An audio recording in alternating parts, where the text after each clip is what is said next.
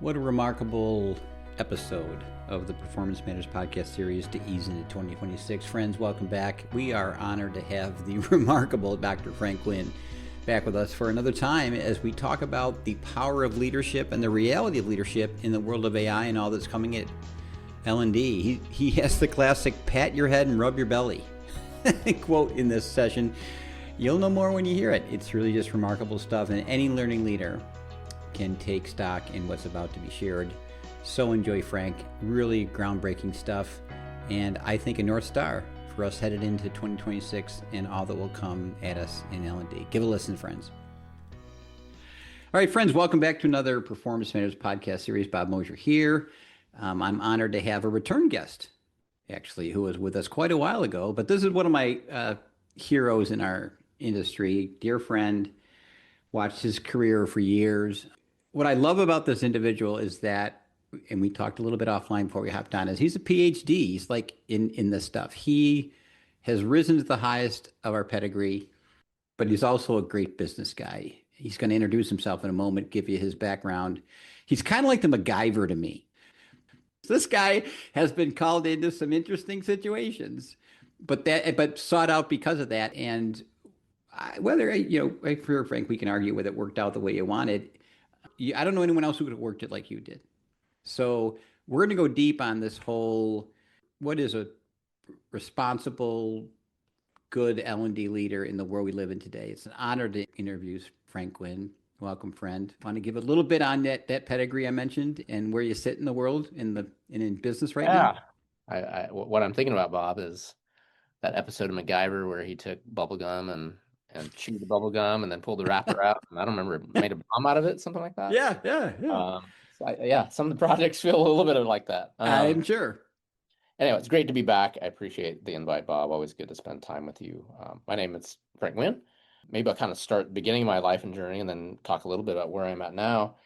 I started out as, like most people in this field, instructional design degree, instructional designer for all of maybe 6 months at Intel.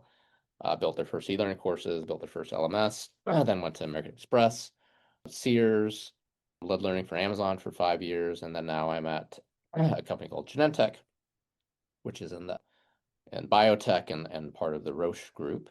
And so I think what's really interesting about this industry today, biotech pharmacy, is also very much the same as the journey what I just described, right? Because what I talked about there was high-tech manufacturing, financial services, old retail, new retail, and then this biotech. And at the surface level, they all look different.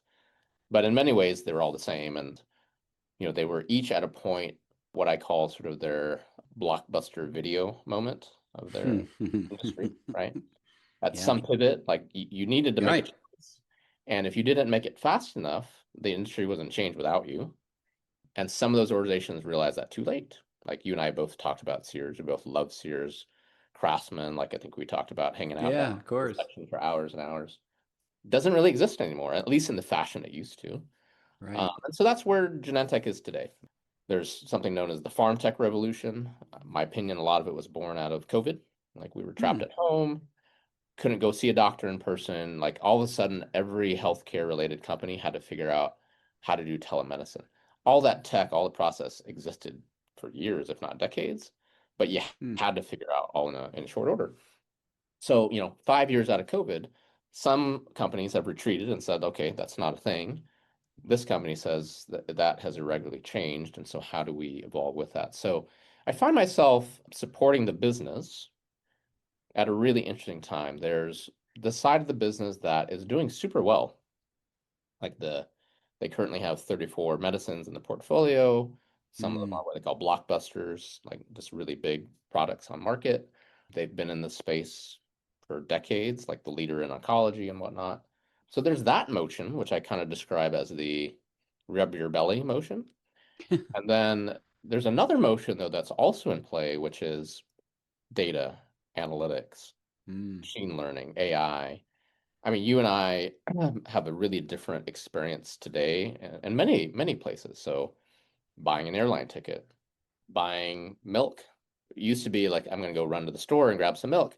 Now it's like, can I add it to my next Amazon delivery, right? And that Yep. shows up at your door. I've literally had deliveries at 4 in the morning from Amazon. So some of these industries have already disrupted. This industry is in the middle of disruption. So what I'm trying to help this organization through is continuing to deliver on today, rubbing the belly, Hmm. but then also getting ready for tomorrow. And we have hundreds of new employees in the company that are from tech, like they know data Hmm. science, they know AI, and building tech products so that you, as a patient, could learn about your treatment, your medicines, you can get a prescription for it, you can order it, you can get it delivered to your door. That kind of thing already exists today in pockets, but I think that becomes more the norm in the future. So it's a what I call it is a rub your belly and pat your head at the same time. And those two things, they cause friction in the organization. And so Hmm. how do you reconcile those two bits of friction? So that's where I find myself today, is in this really interesting space supporting a company in transformation. What's interesting, I think, as I listen to that, my friend, is that I don't know any organization that is successful or has ever been that hasn't realized those doesn't live the balance of those two things, right? I mean, you gotta rub the belly and pat the head if you want to be around any. And now That's right. it may be accelerated because of technology and the world we live in. I get that, but if you made buggy whips, Don't need that anymore. you're out of business, Yeah, right? So yeah, so you had to make buggy whips while thinking, what if a buggy goes away, or what if what's the next buggy look like, and yeah. so learning sits in the middle of that. Well, Right. actually, let me back up to a word I think you and I both prefer: performance.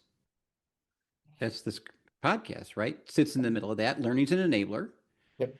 to it, but One important, but not learning alone doesn't enable performance. It's many other factors, right? let's go deeper there.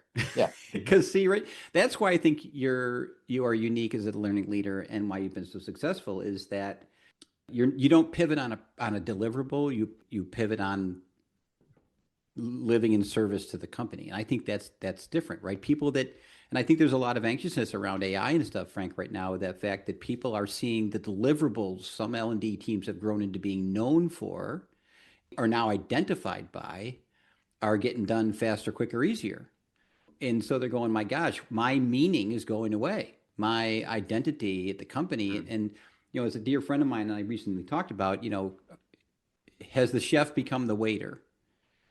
Where you're an order taker and just represent the menu, or do you represent the cuisine in the restaurant? And I think you have a different conversation with either. You are the chef to me in learning at your company. Other L&D leaders, frankly, or departments are the waiters.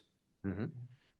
How would you advise the waiter wanting to become more of the chef? And part of it's of our own doing, I would argue. People order what the menu shows and go to a restaurant for what it makes.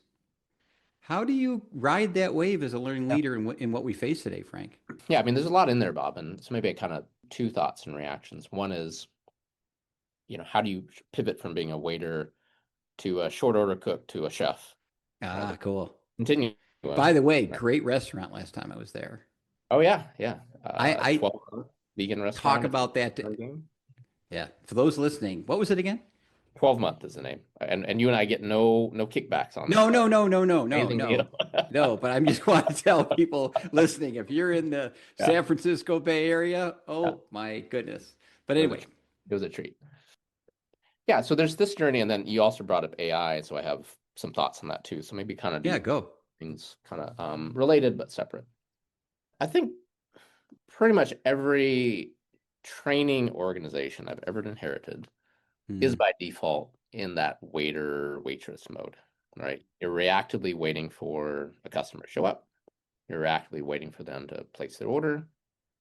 Maybe you look for some signals that they want some help, new silverware, more water, whatever it is. That's where a lot of us live by default.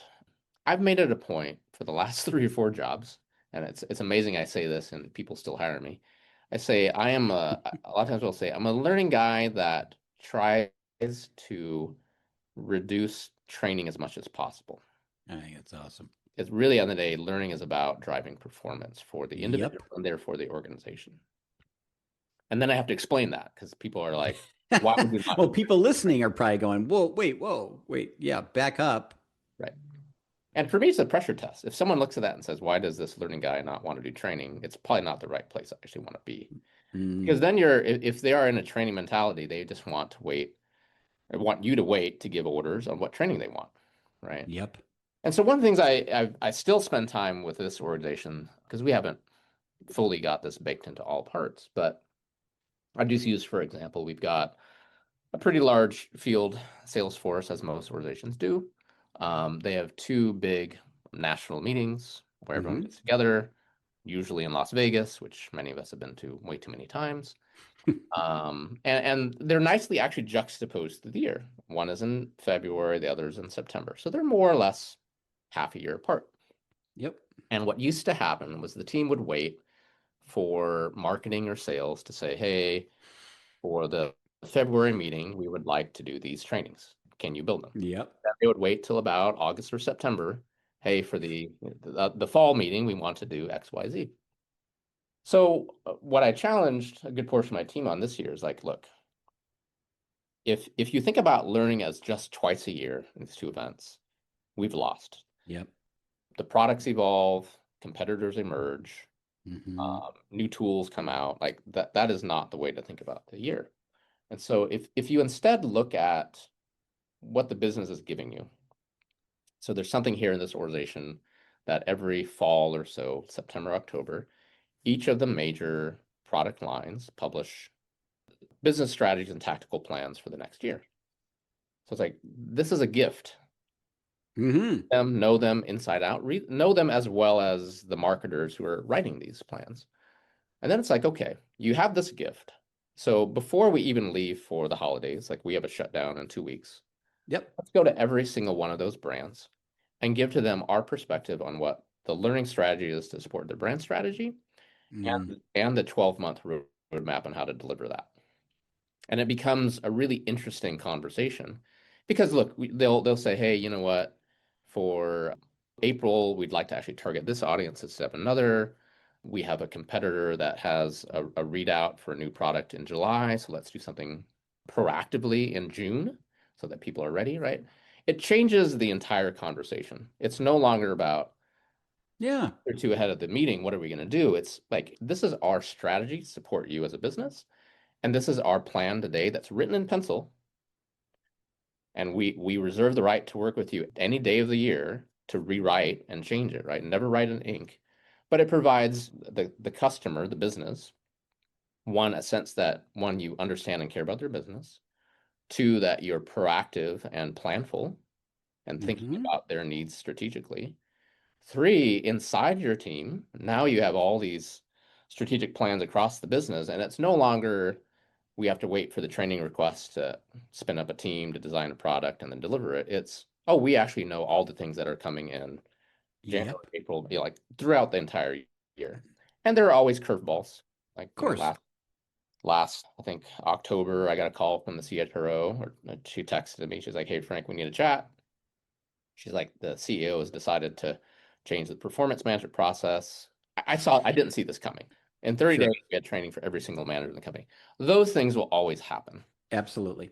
But yeah, I mean, you get gifts from the business. They share their plans. So we need to plan around those and also be proactive and communicative and co-create with them what our learning strategy look like to support their business strategy. And you'd be amazed at how receptive they are to just that Well, whole what I conversation. love about that, Frank, is you know who else does that? Sales and marketing, Yeah. right? And guess what? Every company I've ever worked for loves sales and marketing because guess what? It sells the product.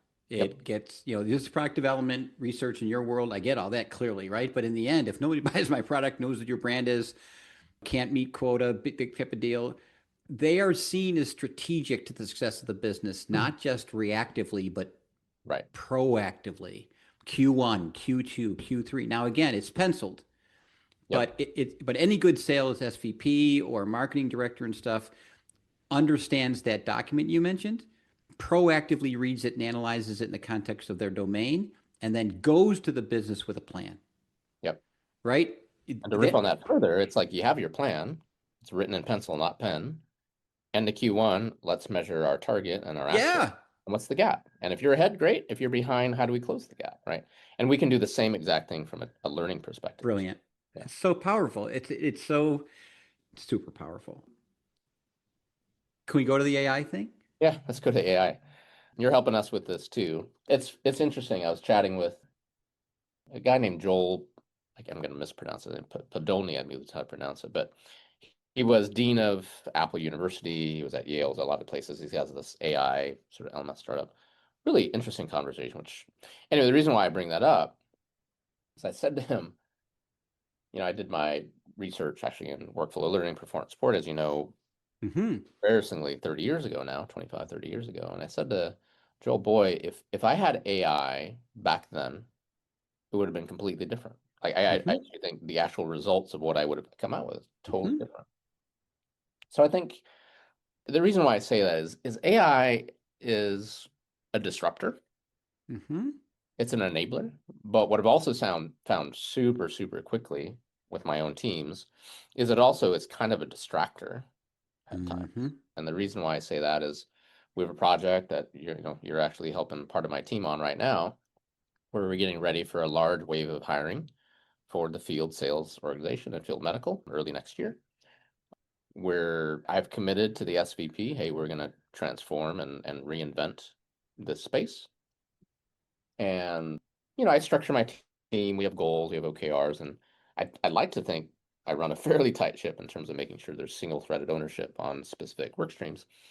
And then just last night, I found out there are 3 people working on the same thing related to AI.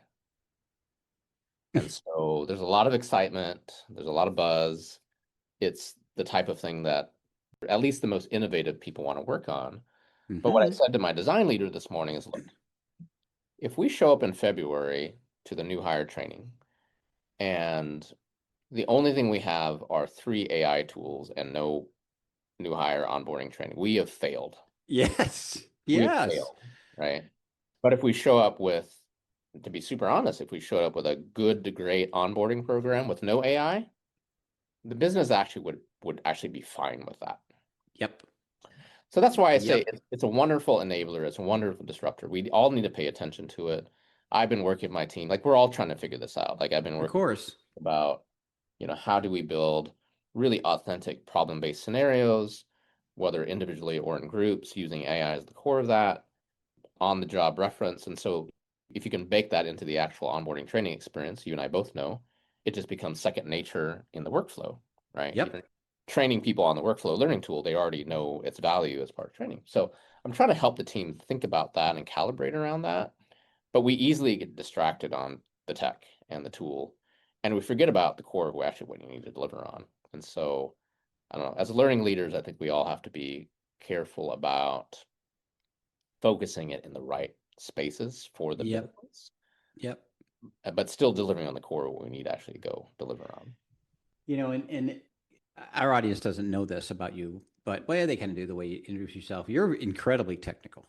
You're a techie guy. I was a systems engineer in You a past life. Yeah. you built an LMS. I did too. Yeah, it's serious How as many well. people listening to this built LMSs in their career, right? So I find what you just said so calming for me because if someone like you, Frank, with your pedigree and expertise, is looking at it that way, I hope people listening are taking comfort in that, but at the same time, excitement and enthusiasm to run at this at the same time, right? There's so much hesitancy, Frank, in people I talk to, Mm. or there's this was all over the conference you and I just talked about. Let's just put it in AI. I heard that quote 100 times, and I went, okay, Whatever. what does that mean? What does that mean? And so as you do when we introduce yourself and the whole business conversation we had first, that's the way you're lifting that mindset up and plopping it on this. And that's why you will be successful with it because you're right at the same time. I talked to another large organization the other day in insurance, and they said we're in chaos right now because we are a ship without a rudder with this thing. Mm. And and so no one in the room is going, wait, wait, wait, maybe the emperor has no clothes here a little bit. And we still have business needs right in front of us. Yeah. Right. And so we can change the tires going 55, but right now we're just tireless.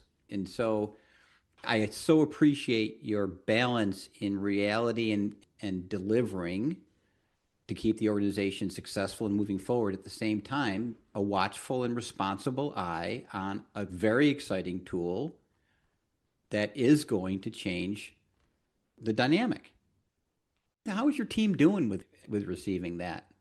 Or how does a leader guide that conversation when there's such hype and probably under the radar five other developers are writing vibe codes?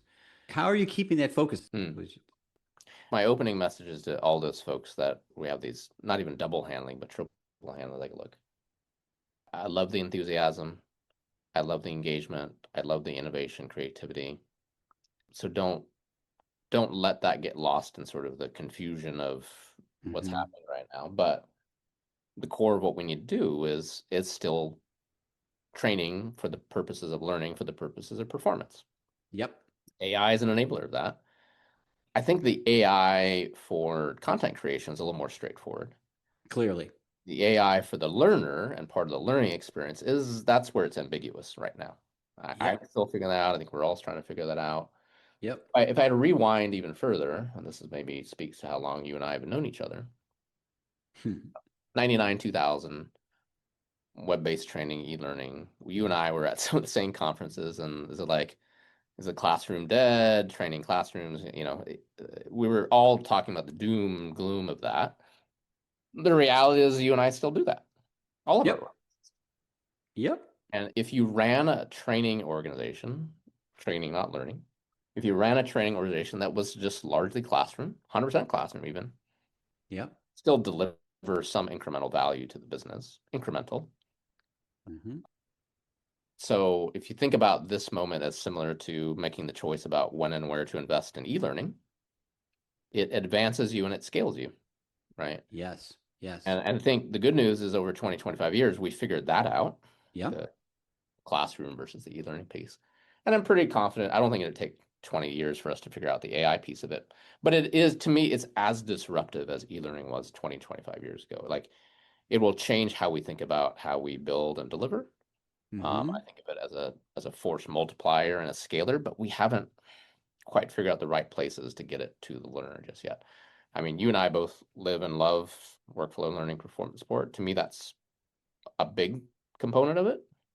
What that looks like today versus 5 years from now, I think it'll look totally different, right? So But if we keep our eye on that ball, right? If that's our focus, then the tool of the day is the tool of the day. But in the end, a hammer, jackhammer, it all builds a home, right? right. And you have to help with onboarding. You have to help reps be effective and as quickly and currently in the field. And you will use the tool of the day to enable that. But in the end, we as L&D want to be seen as the enablers, the ongoing enablers of that, no matter what the disruptor is of the day, right? Yeah. The enablers, I think, the strategic partners to the business to get the best talent that they can and get them up to speed as fast as possible. And by the way, continue to grow and develop them in role as Mm-hmm. involved. And if we can do that in a way that is more efficient and more cost effective or more engaging to the business, that's just a bonus, right? But Yep. the core of it Yep. is about the enablement of the human being. Can we carve that on stone somewhere? Put that in the lobby of a building. Um, so let's do this to end, friend. I personally cannot be more excited about 2026 than anything than I think I ever have, particularly with our bent towards this performance enabling thing. I think so much has gotten in our way of doing it well, buy-in being one, mindset, of course, being another. But as deep as we've gotten into it, the tools, the lift, these kinds of things. So much of that I think is going to be supported and helped in miraculous ways. Are you excited for 26? Are you anxious? This is an end of year podcast. What's your and why? It's so funny. I don't know if this makes the podcast, but I was just literally chatting with someone yesterday about this project. I'm like, remember last year when we did this project on XYZ, it was about goals, by the way. And and Ashley said to me, Frank, that was February of this year. That was like that was 2025 still.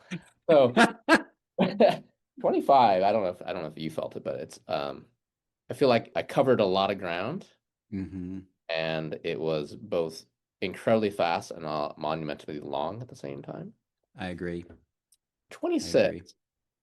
So I'll be honest, I haven't given a lot of thought to 26. I mean, a lot of it, my mind share has been delivering on what we started with 25. But if I'm really reflective on it for a moment, if I go back to what I was discussing earlier, like we're at such an interesting time right now where human beings, how we learn, how we retain information, how we perform, has Yep. largely stayed the same for hundreds of years. Yep. If you look at the research going back to Yeah. Ebbinghaus, even 1890s, like someone just revalidated the research in 2015. That was just 10 years. It's Yep. the same. We're the same human beings Yep. physiologically, but yet the technology around us has changed so much. You and I were at a mobile learning conference not too many Yeah. decades ago. Like that's just Yep. what we do. I think we'll talk about AI as it's this really buzzy, shiny penny thing. I think for me, 26 will be the year that I think, begin to think about or begin to discover some of the best practices about this new reality that we're in, Mm, disruptive technology. Like, mm. the ability to take vast sums of unstructured content and quickly ask questions and get summaries against it. You and I would have called that a lit review for a dissertation that would have taken months. I literally have spent months of my life in basements of Yep. libraries. And you can do that in seconds now. So Yep. the pace of change, the pace of information access, it's both stunning and breathtaking. But yet at the end of the day, we're still the same human beings. Mm-hmm. And Mm-hmm. so for me, 26 will probably be the year when we reach the end of it. Hopefully you and I will see each other at a conference towards the end of the year and say, you know what? A year ago we weren't quite sure. Like it was a little great. Like it was a little I guess my background's a little bit blurry. Yep. Mine A too. little more clarity on that, like yours, and then maybe by 27, 28, it'll be like, oh, the things that we were worried about, not a big deal. And these are clearly the best practices that makes this happen and makes this work. And I'm sure, there's a lot of startups right now in this space. I'm sure those will Mm-hmm. coalesce. We'll get more Mm-hmm. clarity on who the big players are. So I don't have a lot of trepidation about 26. I guess maybe because you and I have seen the merry-go-round now a couple times. We have. I think we'll get around. Like right now, it's a little murky and gray on this part of the merry-go-round, but as it gets Yep. closer, I think there'll be a lot more clarity. I think that's a really exciting place to be It in. is. Have the It is. totality of all human information at your fingertips on the job. That's pretty amazing. Now the It's what question we is, how do do. you focus Right. that? Yeah. Right. I mean, it's what we're called to help enable, do. Yeah. If we can get to those standards, that some clarity around that a year from now, to your point about the hype curve we've ridden so many times. My mother once said, although there will be revolutionary things in education, they'll only ever be adopted in an evolutionary way. Oh, that's brilliant. Yeah, yeah, It this was back in 1983 yeah. when the VCR landed in my classroom. And my mom, she said, it's this we're up against human nature, Bob. And so change, we're wired to resist change or be suspect or even terrified of it. Yeah. So that human nature, that obstacle is going to be in the way yet again, and maybe because of the hype, bigger than ever. So we got to navigate that, friend, right? And Yeah, and it will evolve in a powerful way, I think.